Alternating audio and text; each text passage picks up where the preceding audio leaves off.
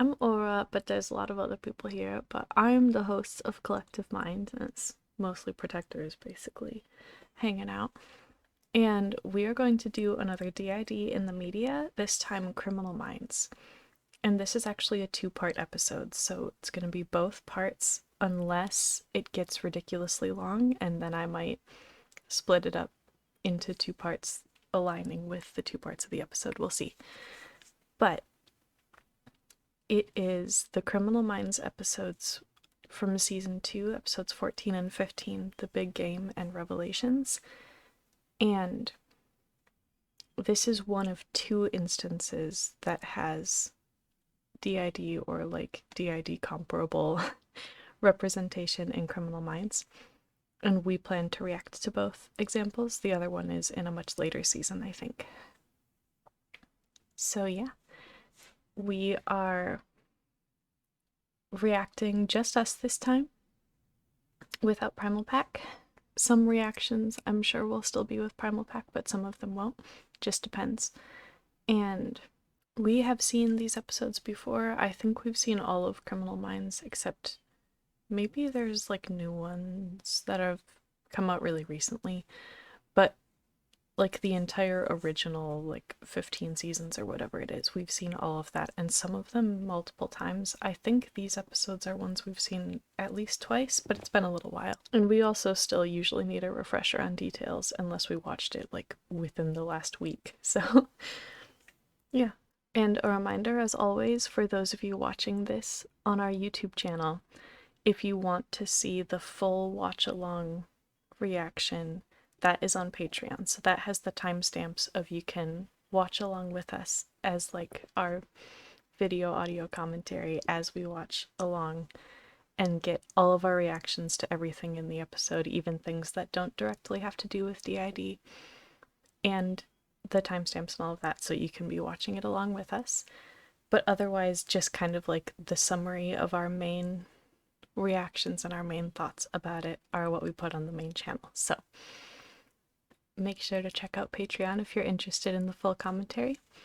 The trigger warnings that I remember going into this, for any of you that are going to watch along especially, but even just things that we will be referencing as part of the reaction, there is pretty extensive reference to child abuse in these episodes. And if you're watching them, I think it shows stuff, but I don't remember for sure how much it shows. This is a cop show generally, so like it's murder themed. It's a murder case that they're solving. And there's drugs in it, like pretty intense drug related stuff, and there's like straight up torture scenes in these episodes. So like it's graphic, it's pretty violent, it's intense. Like in terms of Criminal Minds episodes, it's one of the more intense, like graphic ones, I would say. Probably not at the top of the list, but like it's in the upper category of how intense Criminal Minds gets. And it also, if you're not familiar with this show and you're watching it along with us especially, a lot of episodes of this show have like a psychological horror element because it's specifically trying to like delve into the mindset of murderers and serial killers and stuff like that. So it can be also intense in that way, especially if you're watching along. Not so much like just the stuff I'm gonna say about it, because I'm not gonna unnecessarily describe psychological horror, but I am also not going to describe anything graphic unless I think my reaction specifically calls for it in some way, and I will warn you before I do that. And if I forget, I will do that in editing. I'll put it on the screen ahead of time and tell you exactly like what timestamp to skip to and stuff. I don't think I'll need to specifically describe anything to that extent, but I'm not going to say for sure that I won't be doing that in case I think the reaction really needs it for some reason.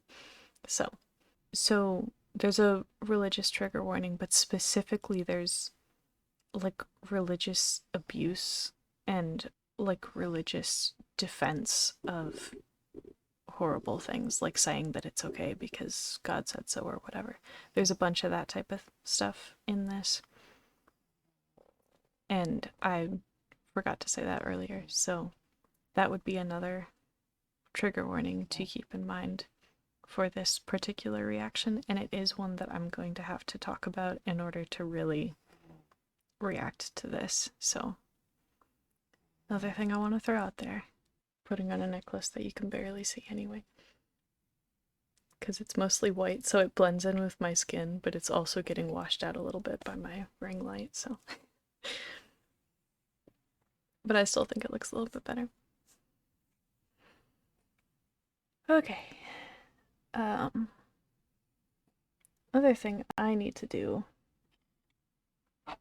is make sure I have a grounding rock right in front of me. I have a drink next to me already. I have my wax melter going, so that'll be grounding. And I think I'm probably going to knit as I do this, because I have perfect, very repetitive, easy pattern. Most of this is, anyway, the part that I'm currently on. So I should be able to work on that mostly mindlessly, but that'll be a little bit grounding too. Alright. So one major thing I want to point out so far is that that type of rapid switching is totally a thing that happens. It's not the only way switching happens, and it's not like common for every system necessarily, but it can be fairly common depending on the system. So switching back and forth really quickly and like having a conversation out loud is completely a thing that happens. Or disagreeing out loud in a conversation with somebody else. It is also common for alters to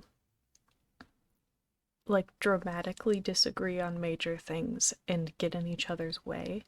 So the example here of one of the alters switching and trying to call 911 before the other alter does anything, and then switching and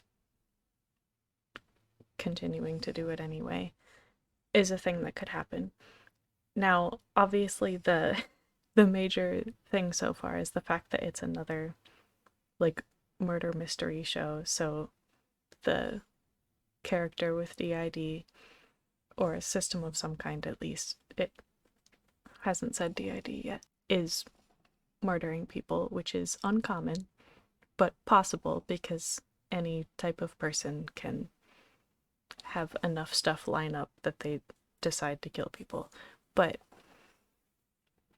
generally speaking, like, DID is not associated with criminal activity. It is pretty heavily associated with being a victim of stuff, but not really at all associated with being a perpetrator. But it's not impossible, so it's not necessarily misrepresentation. It's just one of these examples of it's a problem because that's so prevalent in terms of how DID is portrayed. It's the media's favorite way to portray DID. So that's the idea that most people think of if they're not already familiar with the idea separate from media. They're going to think DID means serial killer, and that's a problem because it doesn't. So I guess a couple of things. There's a scene, they're driving home, the system in the show is driving home from the murder right now. And one of the alters is saying over and over, what did we do? And saying specifically, Raphael, what did we do? So that shows a couple of things. Obviously there's a deep regret there. There's a, like, the same type of thing that you could have as a singlet.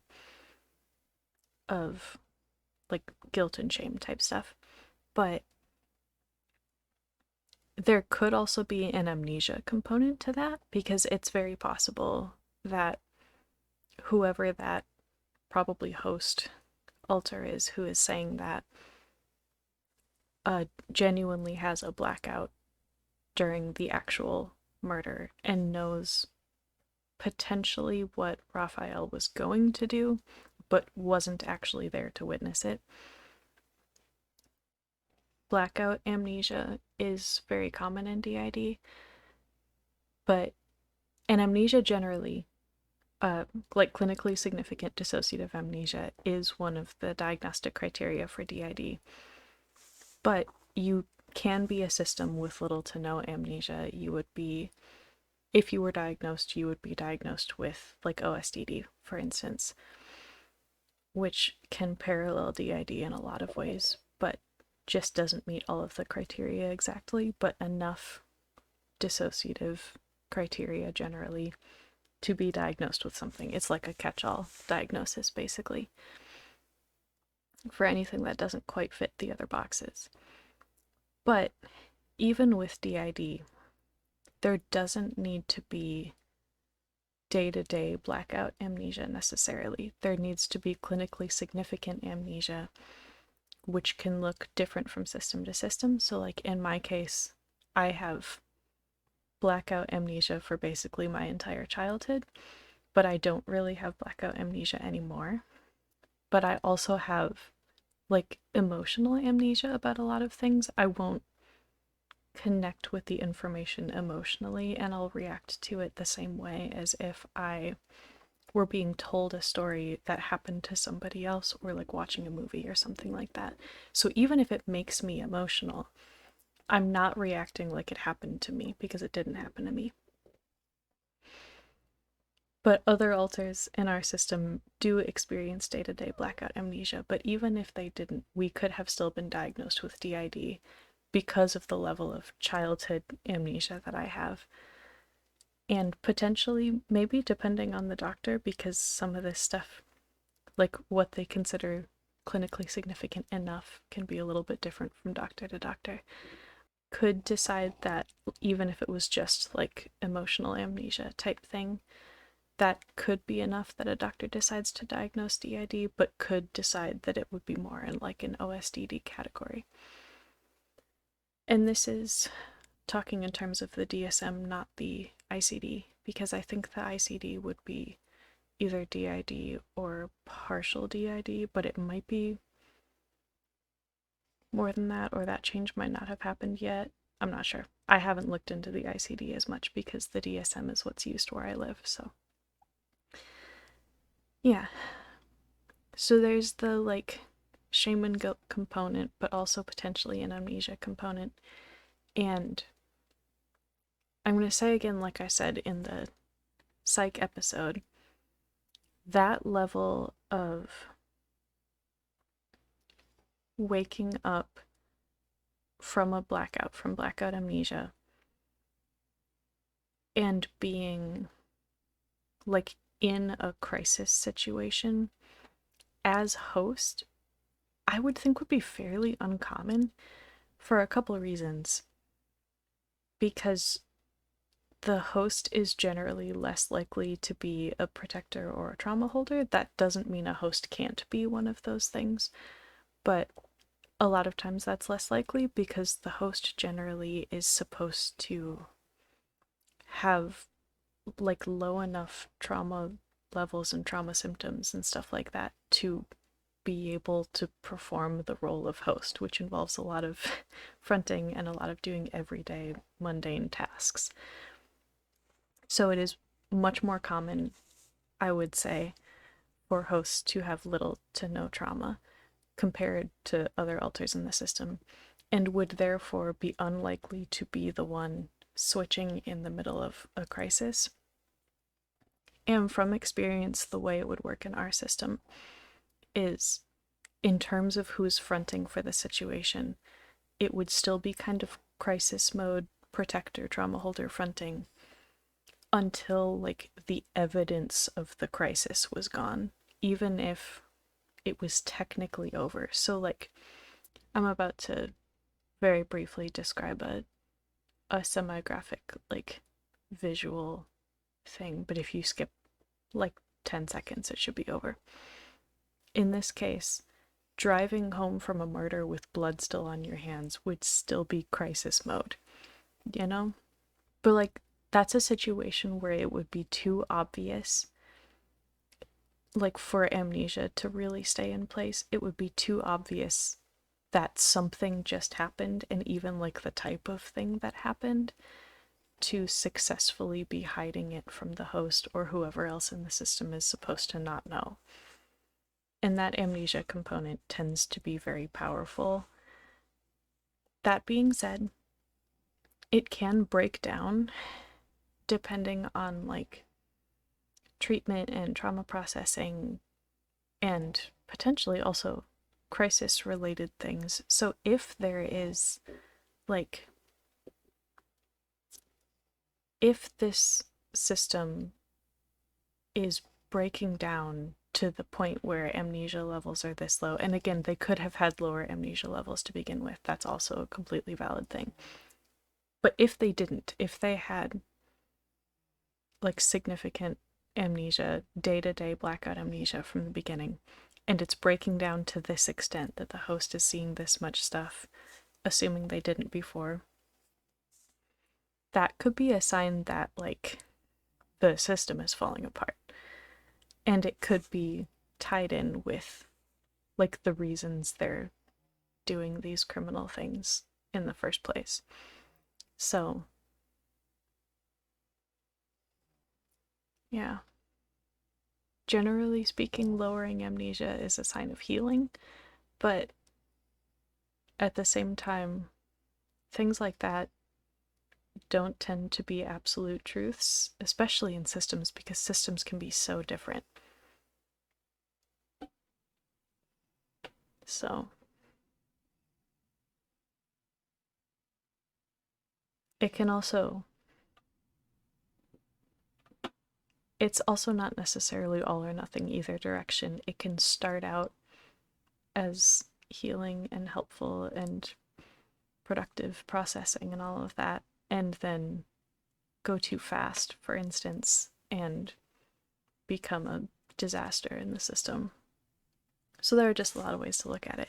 One of the major themes of this is specifically like punishing sinners as a fulfilling of God's will or whatever. And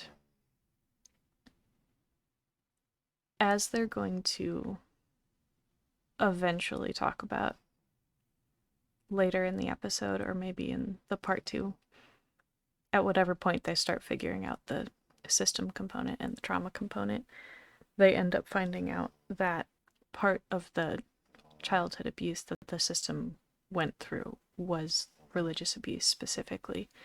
And it's one of the examples of one of the ways that persecutors can embody the ideals of abusers, basically, especially in the case of introjects of abusers, but also like introjects of things related to things that the abusers believe in. So like in a religious case, Raphael is an introject of an angel and is carrying out religious like persecution, punishment, and stuff. And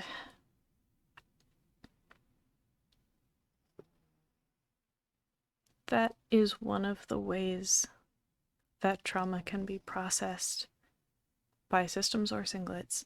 But in the case of systems, it's one of the ways to process that can, it kind of solves a couple problems in the sense that it's a way to justify the actions of the abuser. So it lets you not hate them. Like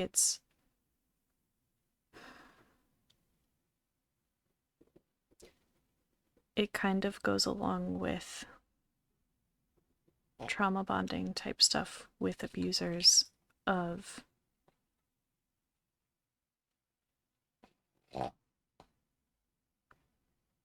these are the reasons they gave me for the things that they were doing. Those reasons must be good. So I'm going to like act according to those same reasons because those are good reasons. If that makes sense. Is Charlie Cam working? Charlie Cam froze, dang it.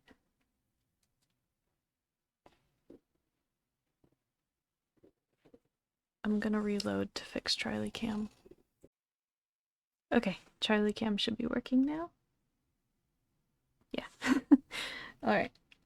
It's been freezing sometimes for some reason. Yeah, so that's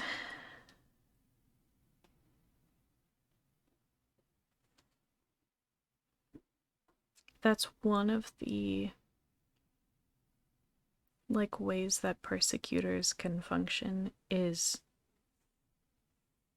believing the narrative that abusers gave, basically, of why this made sense. So in the religious context of like you are a sinner inherently, or you did specific sins, or both, and now you deserve these punishments because not only do I say so, but God said so.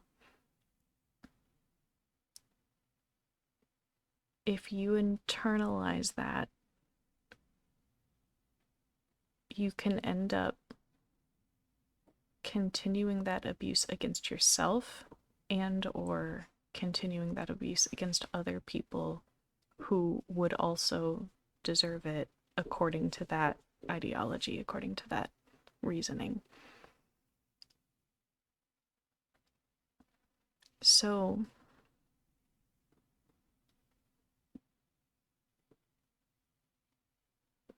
like it's a way to not blame the abuser for their actions. It's a way to not keep them accountable for it.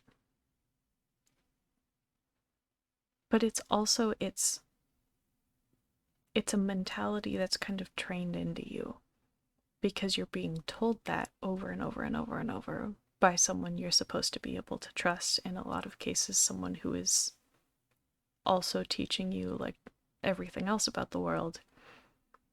And it's not always at all clear which things are real and which things are not, or which things are exaggerated, or which things are twisted to fit what that abuser wants to do.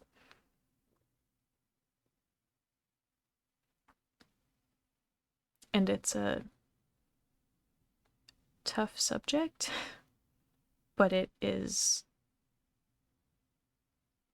definitely one of the ways to respond to that kind of trauma. Certainly not the only way, but it's also pretty common for different alters within the same system who experienced the same or similar aspects of the abuse or trauma or whatever to have very different responses to it. That's one of the ways in our system, as an example, that we will have several different protectors and or trauma holders and or persecutors who have like the same trauma that they hold or very overlapping trauma, and they still like split into different alters because they responded in different ways. So there could be one whose response is primarily angry, one whose response is primarily scared, and one whose response is like this example of agreeing with the abuser or believing them.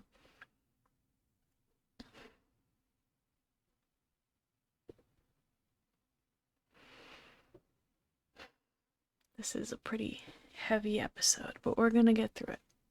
I am going to throw out there that most, maybe even vast majority of media portrayals of child abuse, one way or another, that we've seen, shows it being the dad, or at least one or both parents, but usually the dad. And I do want to point out that while that certainly happens and is more common than it should be by a lot, it's probably the first thing that a lot of people think of when they hear specifically child abuse, and it is not by any means the only type of relationship that can be abusive in childhood.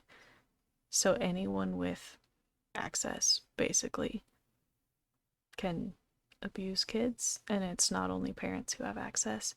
And I think it's important to keep that in mind, to make sure that like assumptions aren't made, especially in real life, about systems or anyone else who has experienced abuse and who talks about that abuse without naming the abuser, that it's important not to assume any way or another who that is, because you can do a lot of harm. Both directions of it can be harmful to anyone you might be accusing of stuff they didn't do, and any way that you might respond if you like cut them out of your life or anything like that. They might not be the one who deserves that. But on top of that, you might be allowing more access from the person who was actually doing that, person or people who was actually doing that, by assuming it was some specific person. So you might go out of your way to make sure that that kid or adult at this point or whoever spends time with these other people because that's not their parents, but it, like, their parents might have been the safe people in their life, you know? So it's important to keep that in mind, that you don't know unless somebody actually tells you who it was who was involved in anything like that. And it's important not to make those assumptions. Jayden's pretty close. And I feel like Jayden might be the most likely to switch during this. But we will see. So they don't know yet that it's a system, obviously. But the arguments against the first voice actually doing it against his will, because they think it's two people. The argument is that he like couldn't or wouldn't have called 911 if he like had a gun to his head or something. But that he also, instead of whispering and calling 911, could have yelled out to warn the family, and he didn't do that either. But both of those kind of fall apart in the system context, because if he thought he could get away with calling 911 even with Raphael watching, specifically in the context of Raphael might have been perfectly okay with police knowing what he was about to do. And if that's the case, that's the best chance that other alter has of, like, if there's any chance he can stay on the phone long enough that police gets there before Raphael can do anything, that's his best chance. But also, he's doing it against his will because he cannot physically separate himself from the other person and his, like, the other person involved in the murders. He cannot separate himself from Raphael, so he's going to be there if Raphael is doing something. And he's doing everything he can think of to try to stop that. The other thing I want to point out is it is pretty common for alters to sound different enough from each other, like in this case, where if you're only hearing them, like hearing their voices or something like that, you would assume it's different people. they're like alters' voices can also easily be more similar. It depends. It's also very common for alters to mask all sounding like the same voice, usually trying to sound like the host. But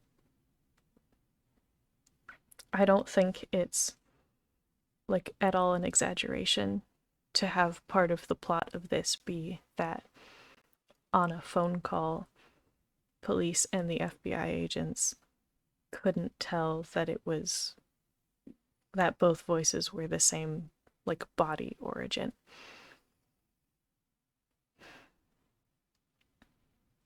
Because like really easy example, if you've watched a lot of our videos before and you've heard Freya's voice compared to Sid's voice, if I heard their two voices side by side and wasn't looking at them, I would assume it was two different people. Their voices sound totally different to me.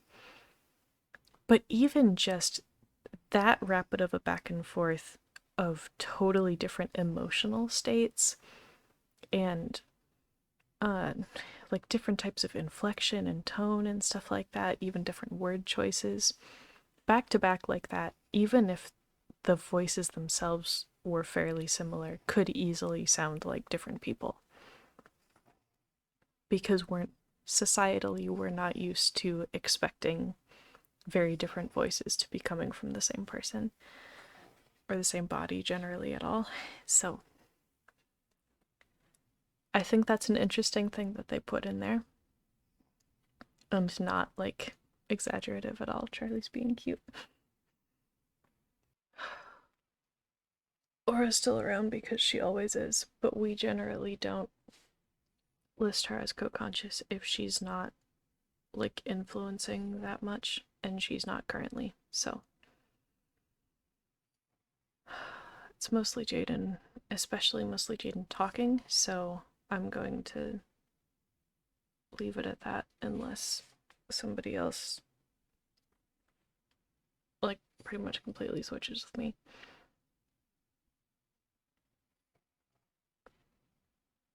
But Jade in particular is still pretty close, and Snake's around, and Shadow's pretty close.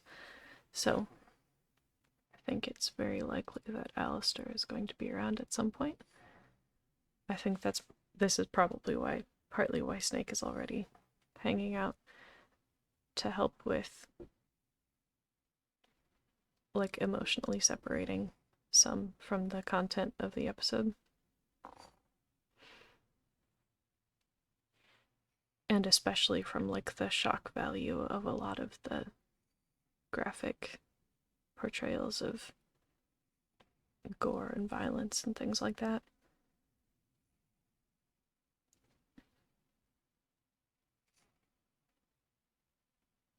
Dissociating from that a little bit intentionally can help us get through episodes like this. So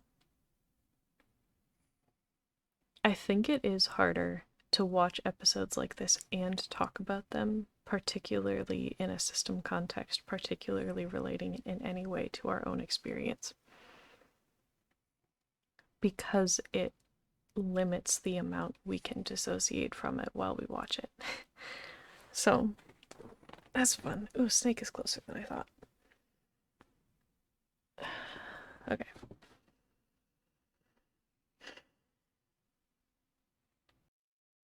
I'm gonna go ahead and get Alistair up here. One really interesting thing that they're doing is, because they still don't know about the system aspect of the crime, they're talking about a team, and they're saying that one is organized and one is disorganized, which is pretty common for teams. But there are aspects that are uncommon. And the way that they're working that into like the system complicating things is really interesting, because the organized member of the team wouldn't normally be able to make the disorganized member like wear gloves, for instance. But in this case, the organized member of the team is putting on the gloves, and then the disorganized member just isn't taking them off, which makes way more sense because they're sharing a body. And I think some of the ways that they're doing that are pretty clever. Just wanted to throw that out there. Okay.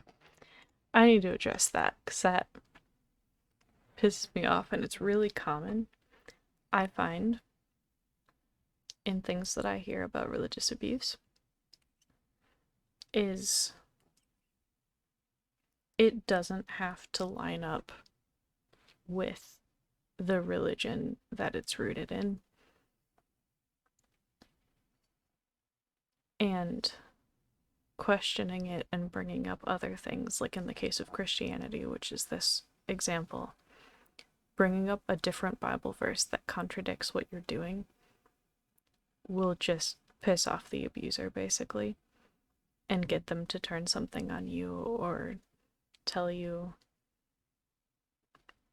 like that you don't know what you're talking about, gaslight you, basically. And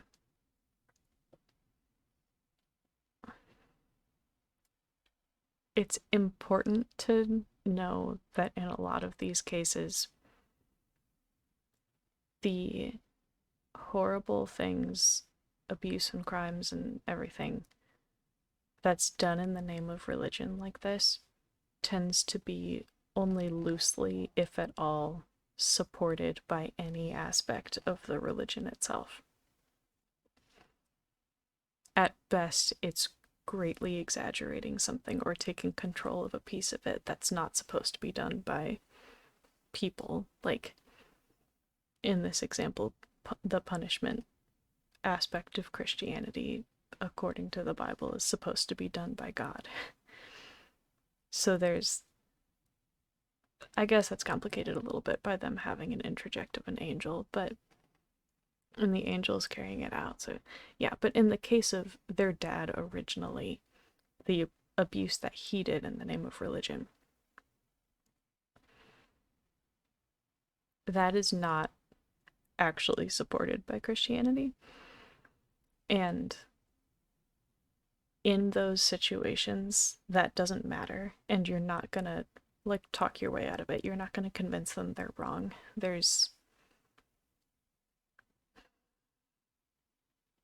I think there's an arrogance component, but there's also a cognitive dissonance component of, if I've already done horrible things in the name of this, and then this thing is proven wrong, or I was interpreting it incorrectly or whatever,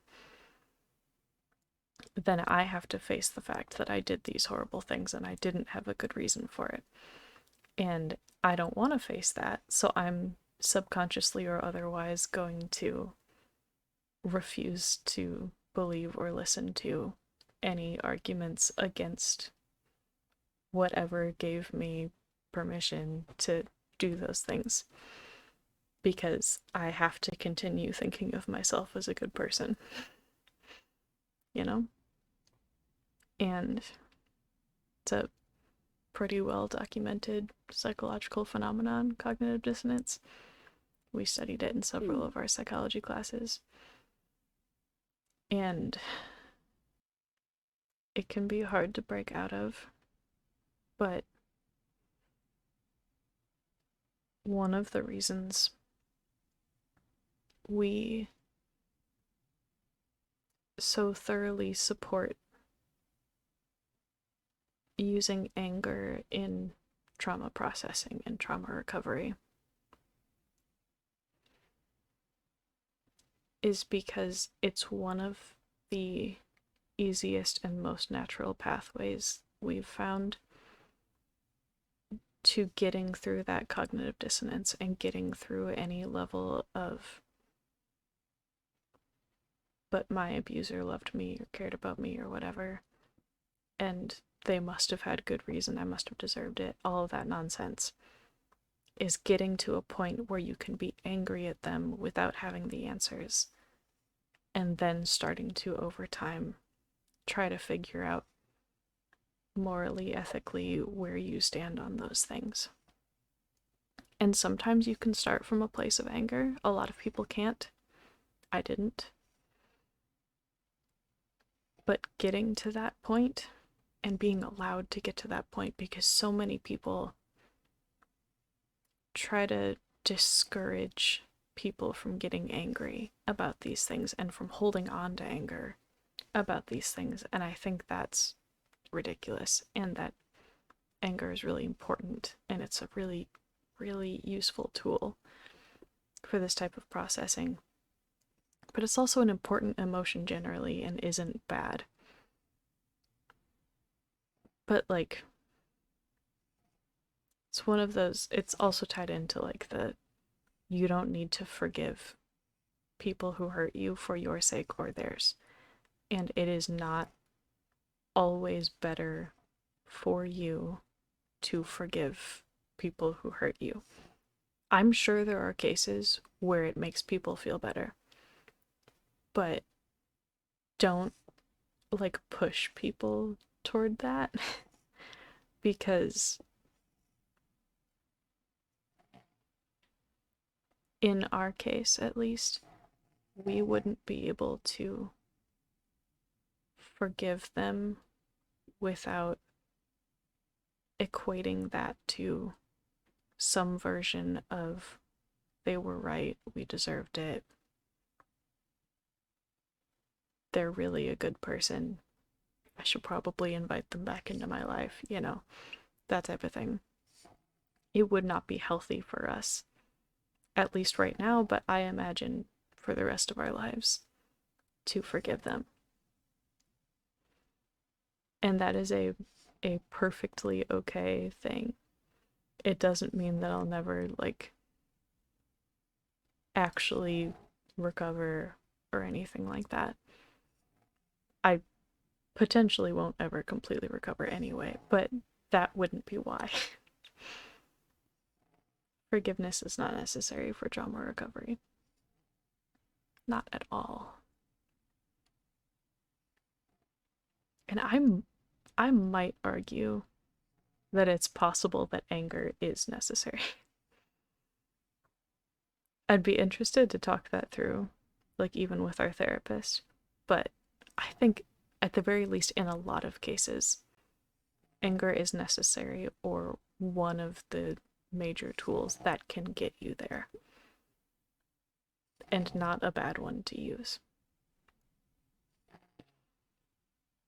Because anger doesn't even necessarily equate to any specific behaviors. Anger is an emotion. So if when I say anger, if you're picturing certain behaviors, that's not what I'm talking about. I'm not talking about throwing stuff around the room, anything like that. I'm talking about specifically feeling the anger. So they are at this point calling it a potential delusion, which I'm going to point out two things. First of all, this is their theory currently, and I don't think they continue calling it a delusion later when they realize the system element. But at the same time, it's important to point out that the existence of alters isn't delusional. It's not a psychotic symptom. It's not psychosis. It's dissociative in nature, and it's separate from like psychotic symptoms generally. It's a different brain mechanism and a different experience, clinically separate from hearing voices in the sense of, am I blanking on the word? I cannot come up with that word right now. I hope we come up with it during editing or look it up at some point. I can't look it up right now, but it's different than hearing voices in the way that's common with things like schizophrenia, of it sounds like an external voice. Hallucinating, that's the word. It's different from hallucinations. It's different than like audible hallucinations. It's subjectively different and is different brain mechanism. That being said, you can have both. You can be a system and have hallucinations and psychotic symptoms and stuff like that. And it can be easy, especially without clinical experience, to confuse the two because we use a lot of the same descriptions to describe both. So I could say that I'm hearing voices when I'm listening to other alters in the system, and that could sound like I'm talking about audible hallucinations, but it's different. Same way that, like, flashbacks aren't categorized the same way as visual hallucinations, but I could describe it as I'm seeing things that aren't there, and someone without as much experience or who doesn't ask the right follow-up questions could think it was a visual hallucination instead of a flashback. But it's a different brain mechanism, and treatment and stuff like that is completely different, which is part of how we, like, clinically know how separate they are. Like, antipsychotics don't make alters go away. So that's an important thing to, like, distinguish, but it's also, it makes sense for the context of the information that they have for this to be at least one of their theories, and it is more widely known, like, to the public as a concept than alters and systems generally are. So the idea of hallucinations is more prevalently known by society and by people, like, in this case, who are not professionals in, like, the mental health field, but are about as related to that as you can be without being in it, because the whole idea is that they're delving into the psyche of criminals and trying to understand the reasons and the mechanisms and everything behind what they do in order to catch them. So they do know more. Like, the idea of the show is they know more about mental health related things than the average, like, cop would, by a lot, because they study it professionally, but not to the same extent as a therapist, psychiatrist, psychologist, etc. would study it professionally.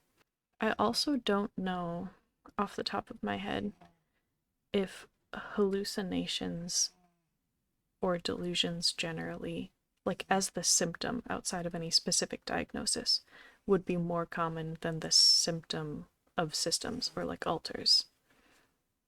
I know that in the DSM-5 anyway, the prevalence listed in the DSM-5 for DID is higher than the prevalence listed for schizophrenia, but you can have hallucinations and delusions without being diagnosed with schizophrenia, so I don't know how those symptoms would specifically compare. I think it would be possible that, like, delusions of some kind are more common than alters, in which case it would make sense for that to be their first theory. But either way, I do think it's more broadly known by people. I'm angry because this is an example. It's not like a misrepresentation, but I wish it was, because it's pretty accurate to the, like, sexism involved in, like, societal interpretations of sex related crimes, and in this case sins is the religious component of this.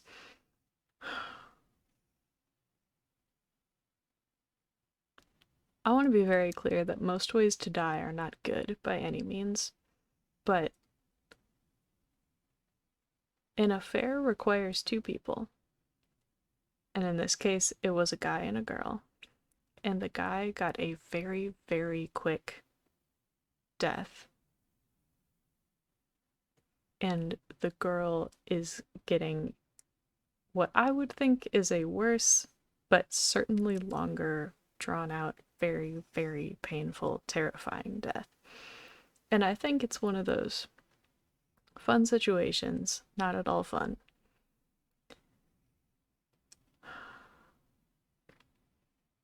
Fun sarcastically, trying to keep myself separate from all of this, but of the idea that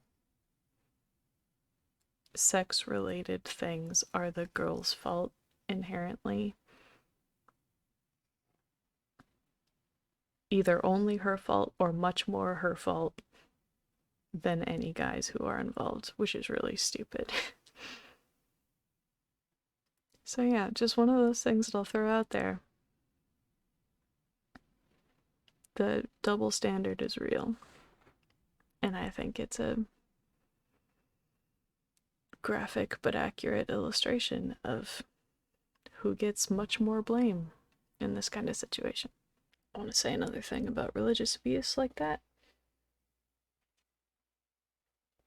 I think, if anything, it might be more common to have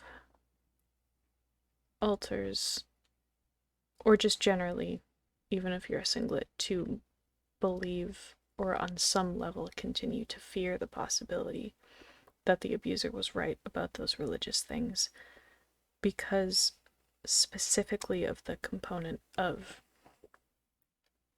if God would punish me for not doing these things, there's no way of hiding it from him. So if I'm thinking that some person in my life, some human being in my life, would punish me, I can hide stuff from them, but I can't hide stuff from God.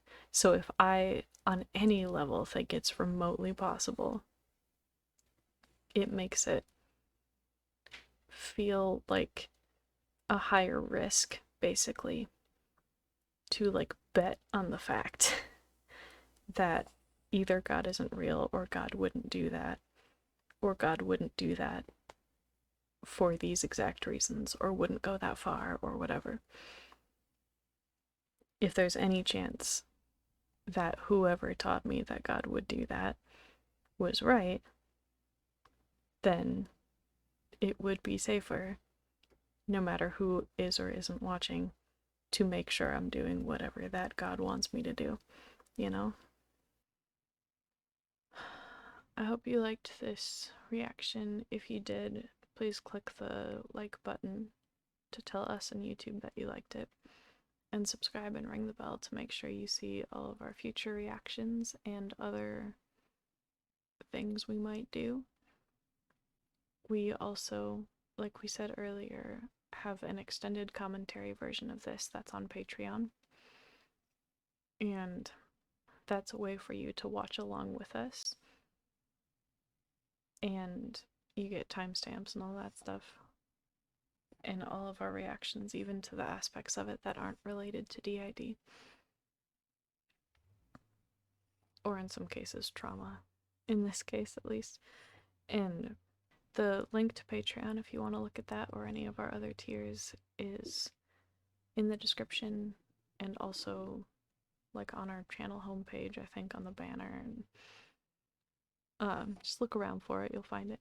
But it's definitely in the description. And that is also where our wish list and our Etsy shop and our Discord server and stuff are. So if any of those sound interesting, there's all of those links in the description for you to look at. And those things really help us a lot. In case this is too long and needs a part 1 and a part 2, part 2 will be coming soon, probably the next video, assuming editing and stuff goes as planned, especially since this is, like, we had planned to get this reaction up a week or 2 ago, so doing them back to back, if we have to do a part 1 and part 2, would make sense for this, and that's how we have done those in the past, I think, anyway. So it will be the next video if it can be. And yeah, I am running out of ability to focus and talk, so let us know any thoughts or questions that you have in the comments and stuff like that. And thanks for watching. Bye.